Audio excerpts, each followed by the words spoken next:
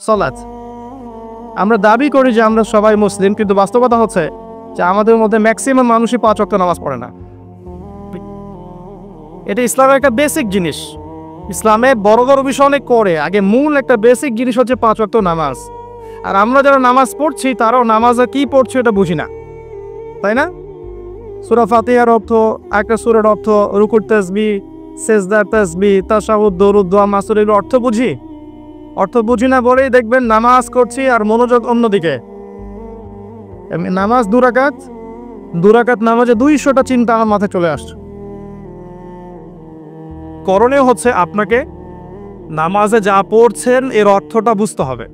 যদি আপনি অর্থের দিকে মনোযোগ দিতে পারেন, ইনশাল্লাহ আপনার নামাজে মনোযোগ অন্যদিকে যাবে না এবং আপনি রিল্যাক্সে, সুকুনের সাথে, প্রশান্তির সাথে নামাজ পড়তে পারবেন ইনশাআল্লাহ। আর 2টা টিপস দিতে পারি যে সূরাগুলো যে আমরা পড়ি এগুলো প্রতিদিন একই সূরা পড়বেন না, এক এক নামাজে এক এক সূরা দিয়ে পড়ার চেষ্টা করেন। আপনার মাথাটা ব্যস্ত থাকবে, মনোযোগ বাড়বে ইনশাআল্লাহ। আর নামাজে তাড়াহুড়া করবেন না, ধীর স্থিরভাবে নামাজ পড়বেন। সব কাজ পরে আগে নামাজটা শেষ হবে, তারপর অন্য কাজে যাবেন আপনি। সবচেয়ে গুরুত্ব দিবেন ফজরের নামাজকে, এশার নামাজকে, আসরের নামাজকে। প্রত্যেকটা নামাজই গুরুত্বপূর্ণ, কিন্তু ফজর এশার জামাতটা বেশি গুরুত্বপূর্ণ। কারণ নবীজি বলেছেন 2টা নামাজ আছে যে নামাজের জামাতে শরীক হওয়া মুনাফিকদের জন্য খুব কঠিন। একটা হচ্ছে ফজর, একটা কি এশা। এই 5 ওয়াক্ত সালাত পড়তে হবে ডিজিটাল 3G 4G স্টাইলে নয়। ডিজিটাল নামাজ জানেন, বুঝেন তো, মানে 2 রাকাত নামাজ 2 মিনিটে শেষ। এত দ্রুত নয়, ধীর স্থিরভাবে রুকু করেন, স্থিরভাবে উঠে দাঁড়ান, স্থিরভাবে কি পড়ছেন বোঝেন, সেজদায় যান, সময় দেন, সেজদায় বেশি বেশি আল্লাহর কাছে দোয়া করেন। সেজদায় যে যত বেশি আল্লাহর কাছে দোয়া করবে, নবীজি বলেছেন সেজদায় মানুষ আল্লাহর সবচেয়ে কাছে থাকে, এত কাছে কখনো মানুষ থাকতে পারবে না। তাই তোমরা বেশি থেকে বেশি সেজদায় দোয়া করতে থাকো। আর আমরা শুধু সুবহান রাব্বিয়াল আ'লা 3 বার পড়েই বাস, তাই না? দোয়া করতে হবে, সেজদায় বেশি বেশি দোয়া করা শেখেন, আল্লাহ আপনার দোয়া কবুল করবে ইনশাআল্লাহ তাআলা। বেশি বেশি দোয়া করেন, নিজের জন্য করেন, পরিবারের জন্য করেন, সমাজের জন্য করেন, উম্মার জন্য করেন, দেশের জন্য করেন, সবার জন্য দোয়া করেন। কারো প্রতি হিংসা, বিদ্বেষ, গীবত, তহমত, সমালোচনার সংস্কৃতি রাখবেন না। মনটাকে নরম করেন, তাসকিয়া, নূর নিয়ে আসেন। আল্লাহ পাক তৌফিক দান করুন। আমি বেশি বেশি দোয়া করে, সেজদায় বেশি বেশি দোয়া করে। আরও কিন্তু দোয়া কবুলের স্থান আছে। শেষ রাত্রে দোয়া করলে দোয়া কবুল হবে, তাহাজ্জুদের সময় দোয়া করলে দোয়া কবুল হবে, বৃষ্টি পড়ছে মনে করেন এই সময় দোয়া করলে দোয়া কবুল হবে। একটা ভালো কাজ করেছেন, মনে করেন কাউকে একবেলা খাওয়ালেন, অথবা কেউ আপনার কাছে সাহায্য চেয়েছে, আপনি কিছু সাহায্য দিলেন, এরপরে আল্লাহর কাছে হাত তুলে বলেন, আল্লাহ আমি এই কাজটা করেছি তোমার সন্তুষ্টির জন্য, এই কাজটার ওসিলায় তুমি আমাকে এটা দান করো, দেখবেন আপনি পাবেন ইনশাআল্লাহ। ভালো কাজের ওসিলায় দোয়া করেন, আযান এবং ইকামতের মাঝখানে দোয়া করেন, নামাজের সেজদায় দোয়া করেন, শেষ বৈঠকে দোয়া করেন। এই যে আত্তাহিয়াতু, দরুদ এবং দোয়া মাসুরা পড়ার পরে দোয়া করেন, নামাজে সালাম ফেরানোর পর দোয়া করেন। এই সময়গুলোতে দোয়া করলে দোয়া কবুল হয়। সময় খুঁজে খুঁজে বের করেন কখন দোয়া করলে দোয়া কবুল হবে। কারণ আমাদের সব চাওয়া কে পূরণ করবে? আর কেউ পূরণ করতে পারবে? কারো ক্ষমতা আছে? আল্লাহর কাছে চাইতে শিখুন, আল্লাহ পাক তৌফিক দান করুন। নামাজটাকে ধীর স্থিরভাবে পড়েন, সময় নেন না, নামাজে সময় নেন। আমরা পৃথিবীতে কেন আসছি ভাই? ওয়া মা খালাকতুল জিন্না ওয়াল ইনসা ইল্লা লিয়াবুদুন। আমি জিন আর মানুষকে সৃষ্টি করেছি শুধুমাত্র কি জন্য? আমার ইবাদত করার জন্য। ইবাদত মানে শুধু এই জিকির, নামাজ, তেলাওয়াত এগুলোই নয়, পুরো জীবনের সব কাজই ইবাদত। কিন্তু নামাজটা বেশি ইম্পর্টেন্ট, কারণ প্রথম হিসাব কিসের নেওয়া হবে? নামাজে। এই নামাজে তাড়াহুড়া করলে অন্য বিষয়গুলো টিকবে না। এরপরে আপনি বেশি বেশি সুন্নত নামাজ পড়ার চেষ্টা করেন, নফল নামাজ পড়ার চেষ্টা করেন। যদি পারেন, আল্লাহ যদি তৌফিক দেয়, আল্লাহ আমাকে তৌফিক দেখ, আপনাকে তৌফিক দেখ, তাহাজ্জুদের সময় অন্তত 2 রাকাত নামাজ পড়ার চেষ্টা করেন। এই সময় আপনি যা চাবেন আল্লাহর কাছে আল্লাহ পাক তাই দিবেন ইনশাআল্লাহ। আল্লাহ নবী বলেছেন সাল্লাল্লাহু আলাইহি ওয়াসাল্লাম, আল্লাহ পাক রাতের শেষ অংশে প্রথম আকাশের কাছাকাছি আসেন, নিকটবর্তী হন। কিভাবে আসেন সেটা আল্লাহ ভালো জানেন, আমরা জানি না। এবং আহ্বান করতে থাকেন, কে আছো আমার কাছে কিছু চাইবে আমি তোমাকে দিব, কে আছো আমার কাছে ক্ষমা চাইবে আমি ক্ষমা করে দেব, কে আছো আমাকে ডাকবে আমি তোমার ডাকে সাড়া দিব। এভাবে ফজর পর্যন্ত আল্লাহ বলতে থাকেন। আর আমরা কি করি? সময় অনলাইনে টেপাটেপি করতে থাকি, তাই না ভাই? অনলাইনে সময় দিতে থাকি। আল্লাহ পাক আমাদেরকে বোঝার তৌফিক দান করুন, এই সময়গুলো খুঁজে খুঁজে বের করে আল্লাহকে ডাকার তৌফিক দান করুন। সালাতের পরে আসে যাকাত। ইকোনমিক্স, ইসলামের অর্থনীতির বেস হচ্ছে যাকাত। নিসাব পরিমাণ সম্পদ হলে আপনাকে যাকাত দিতে হবে। এটা কোনো নফল কিছু না, আপনাকে দিতেই হবে, এটা আপনার জন্য ফরজ। যদি নিসাব পরিমাণ সম্পত্তি হয় যাকাত দিতে হবে। এটা কি করে? এটা আপনাকে সমাজে সাম্য নিয়ে আসবে। আপনার সম্পদের মধ্যে গরিবের হক আছে, এই হকটা আপনাকে দিতে হবে। যদি হকটা না দেয় তাহলে ওর হক নষ্ট করার দায় আল্লাহ পাক আমাকে ধরবে। ঠিক আছে? যখন আপনি দান সদাকা করবেন, যাকাত দিবেন, তখন টাকা ঘুরতে থাকবে সবখানে। আজকে যে গরিব কাল ধনী হবে, যে আজকে দরিদ্র সে কাল ধনী হতে পারবে, তার অবস্থার উন্নতি হবে, সে দুবেলা খেতে পারবে।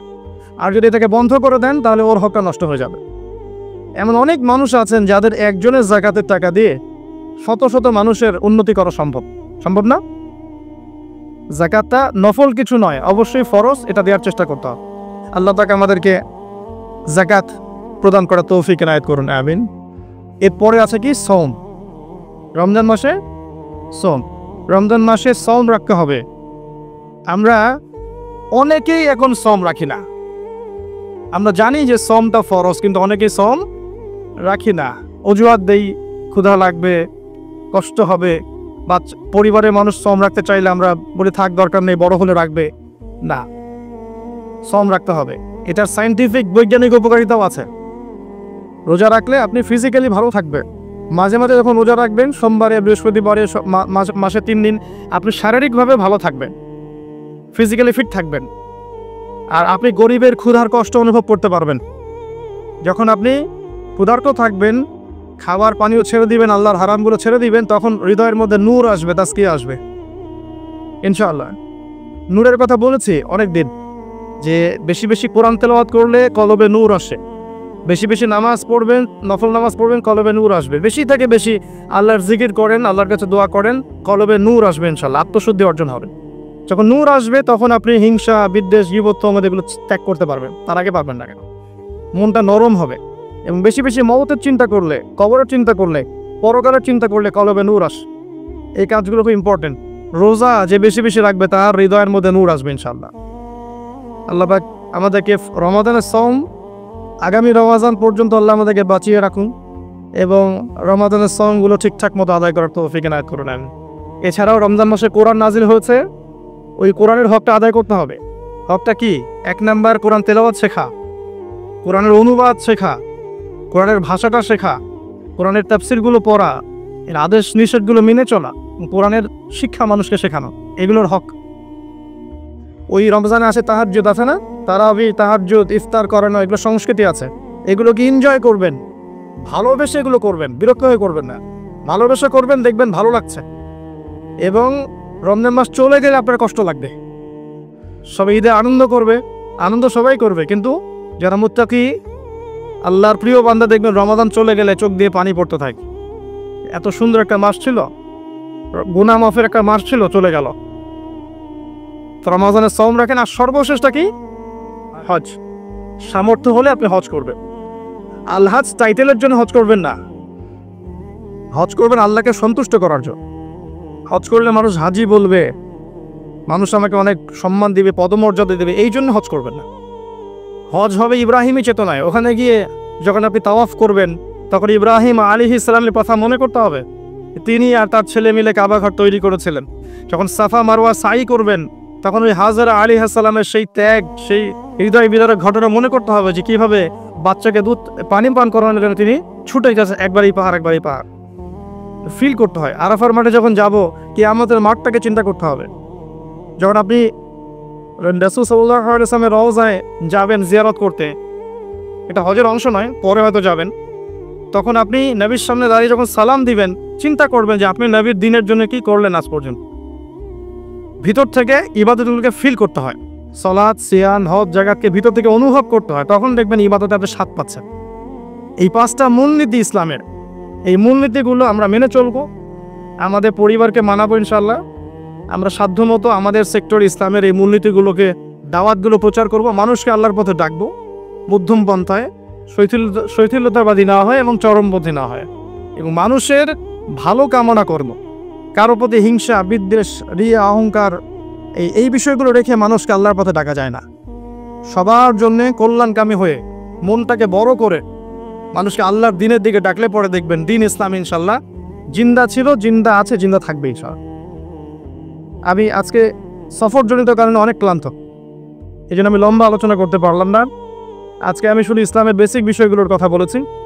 ইনশাআল্লাহ তাআলা আগামী কখনো যদি আল্লাহ সুযোগ দেন আমি লম্বা একটা আলোচনা করার চেষ্টা করবো ইনশাআল্লাহ।